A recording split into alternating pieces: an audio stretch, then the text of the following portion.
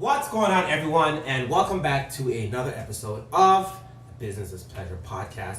Sorry, guys, last week we were just like way overwhelmed. We were way ahead of ourselves, so we missed posting an episode. Feel kind of bad. Feel like we let you guys down, but no worries. We're gonna make it up for you with some amazing content today that's extremely valuable and a little bit entertaining. If this is your first time checking out Business is Pleasure, this is where we take some time, review our business, talk about our relationship, and everything in between.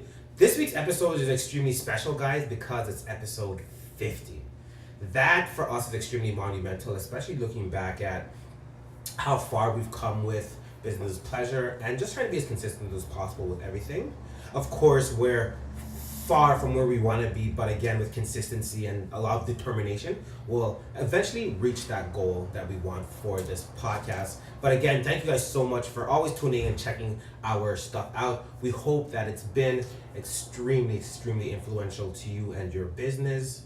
But my name is John Francis, and the way we always start off with Business Pleasure is, Colette, how was your week? It was good. I had I don't know, I just feel so like whirlwind. What do you mean? Like everything's just like mashed together. Like I feel like my weeks are just like if you ask me about my week, I'm like, I don't know. Yeah. Sometimes I don't even remember like what I did last week or like. Yeah, like it's like Groundhog Day. No, it's not. No, Groundhog Day is not the right word. It's just like it just goes by so quick. Like it's like you're always on the go. You're always doing something. Like there's always something to be done. No, 100%, and I think that's what we even talked about before. That's it. That's how your week was. Anything else? It was okay. I honestly can't remember specifics. Okay. How my week was? My week was okay. It was like kind of same thing with you as well too. I'm trying to get back on like just being consistent as much as possible with the business. You and I, of course, have had our conversations on the side, and just like sometimes you forget that like when you're running a business, it is if you forget what your goals are, it'll end up turning into a thing you don't want, and that's a job.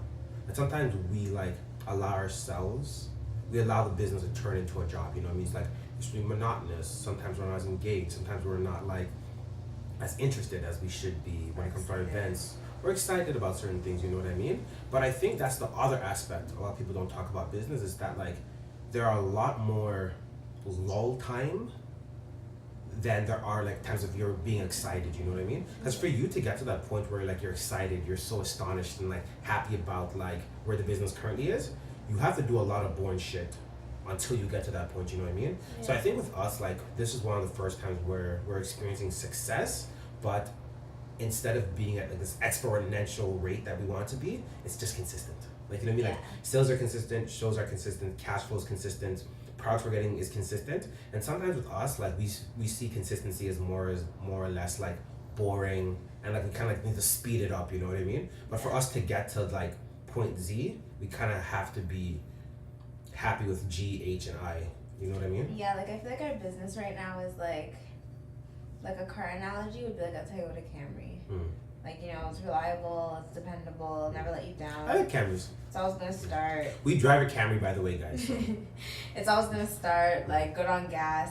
Whereas like we want like our business to be like. I want to be a rocket ship. Yeah. Like, I don't even want a car, I want a rocket ship. Like, not a lot of people have them. They're extremely expensive. They're so sought after, and then you can go anywhere in the world with it. Like, you know what I mean? Yeah, pretty much. But in reality, it's like you have to take the time to like either build or purchase a rocket ship. And with us, like, we're building one. I'm dying over how you said rocket ship. Yeah.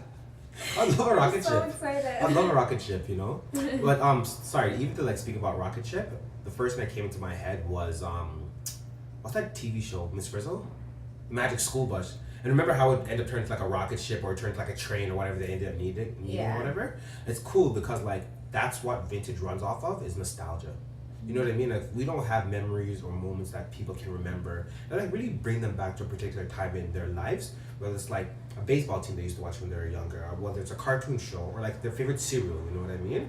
If we don't have like that nostalgia that like allows people to gravitate towards certain brands or products, the vintage community is just going to be useless for the most part, you know what I mean? Sort of. I feel like people ascribe to vintage clothing for different reasons. Like there's a large generation that kind of is interested in it because sustainability and stuff like that. There's a large generation that is interested in it because like it is nostalgic to them and it does remind them of like older times.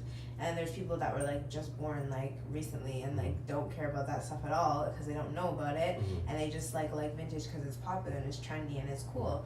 And there's also, like you said, people who are interested in vintage because you have better quality clothing that's going to last you longer and it's more sustainable and better for the environment. So I think like there's a number of reasons. I feel like vintage clothing has definitely been around for obviously a very, very, very long time, but it's also a trend that's popular right now and has been popular for the past couple of years.